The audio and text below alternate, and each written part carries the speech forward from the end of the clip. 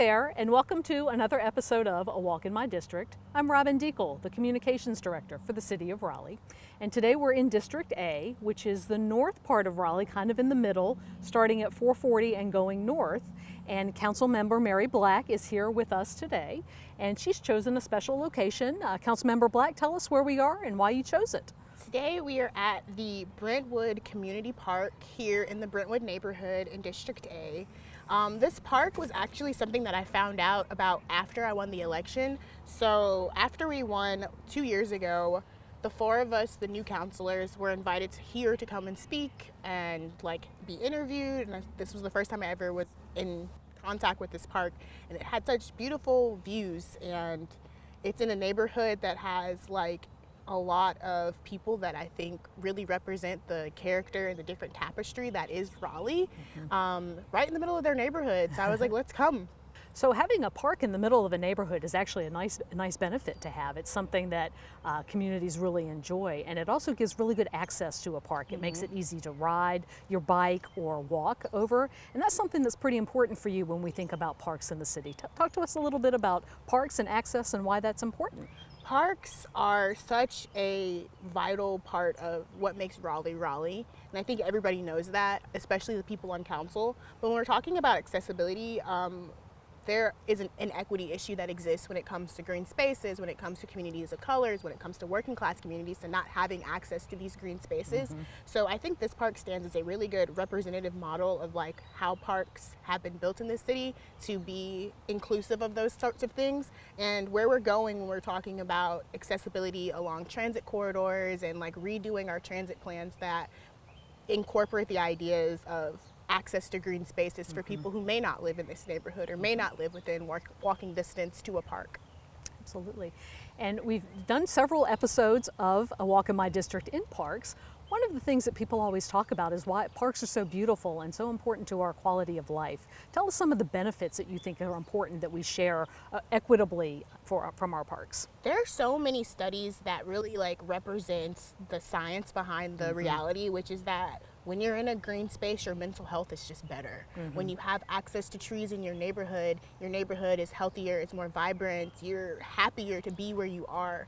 And that's something that we see all across the city, but for me personally, parks have been such a big benefit for my mental health, specifically before I was on council, when I was just a lowly person running for office, and since I've been on city council, I come to a park probably twice a week just to rest and recuperate. So I try to do that on a weekly basis, and it's vastly improved not only my health but my spiritual, mental, emotional stability while doing this work as well. We're going to switch gears from parks for a minute to another topic that I know is important for you, which is affordable housing. And the council really has taken a lot of action on that over the last year. So talk to us some about your priorities here and some of the actions that you've taken. To be clear, I want to state that the city of Raleigh has taken probably the most action to address our affordable housing crisis than anywhere else in the state. And we're doing a lot. Just in our FY 23-24 budget, we had over 450 rental units that will be developed, 53 homes that will be rehabilitated, 28 households that will receive down payment assistance, over 1,200 services for people experiencing homelessness, over 1,900 individuals will receive public services. So we're doing a lot. We have the 1 cent for the 1 cent tax credit for affordable housing. We had our 2020 affordable housing bond.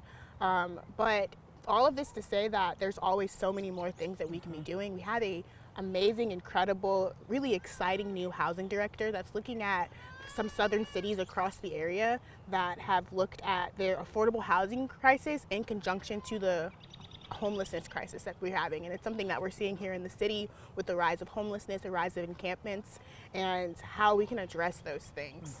So there's a lot of layers to the affordable housing puzzle and a lot of different pieces we have to fit together. But there are still some gaps, even though Raleigh City Council has taken so much action. What are some of the gaps you are hoping to be able to fill?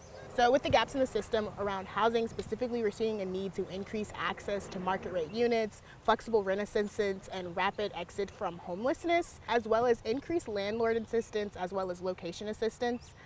Specifically, one of the things I've noticed when we talked about people experiencing homelessness is there's been a a really deep push to look at shelter and bed services and rapid rehousing.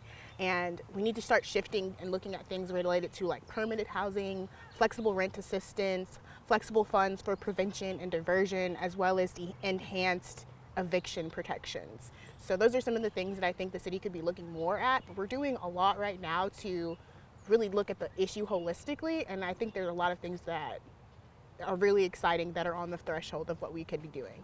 Clearly, there's a lot of growth in District A that increases the need and attention to affordable housing, but there's also a lot of other projects going on in the district. What are some that you would like to talk about? So this year, Council approved staff recommendations to begin the work on the Six Fork Road expansion project.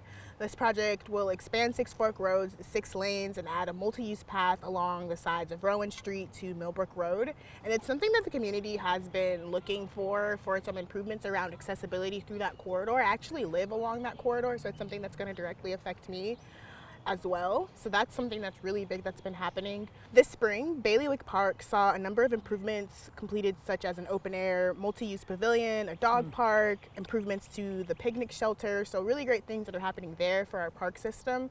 And we've also had a number of neighborhood traffic calming plans approved and installed, making our neighborhoods safer places to walk, run, and bike, such as our Hunters Ridge and Harps Mill Road projects. Excellent. I think that some of those projects are great examples of what local government does that affects your life every day that you don't pay a lot of attention to. So thanks for taking some time to share those. Thank you to Councilmember Mary Black for joining us for another episode of A Walk in My District. We'll see you next time.